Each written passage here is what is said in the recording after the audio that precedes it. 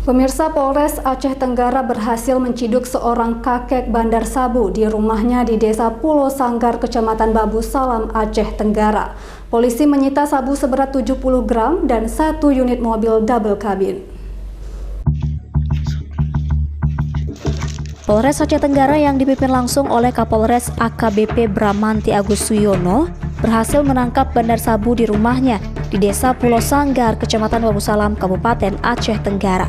Tersangka berinisial ZN, 60 tahun, mengedarkan sabu dengan cara mengelabui petugas dengan beternak sapi di rumahnya. Namun naas pekerjaan kotor tersebut akhirnya terciduk oleh polisi.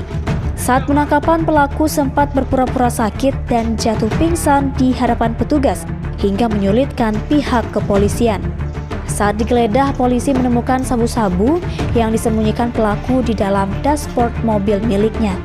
Kepala Desa Pulau Sanggar, Jamaan, mengaku tidak mengetahui warganya telah mengedarkan sabu di wilayah tersebut. Penemuan barang-barang ini yang selama ini meresahkan masyarakat keseluruhan ini, alhamdulillah, mudah-mudahan ke depan bisa berkembang penangkapannya lagi. Setahu saya kalau tersangka ini sehari-hari kerjanya beternak karena belum ada bocor-bocoran sama kita di desa ini. Setahu kita dia beternak. Tersangka sementara ini masih satu orang yang kita amankan.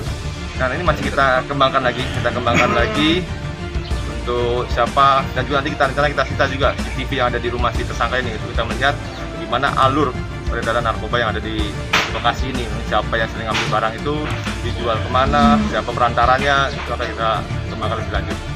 Kasus ini masih dalam pengembangan dan diduga masih adanya tersangka lain yang terlibat.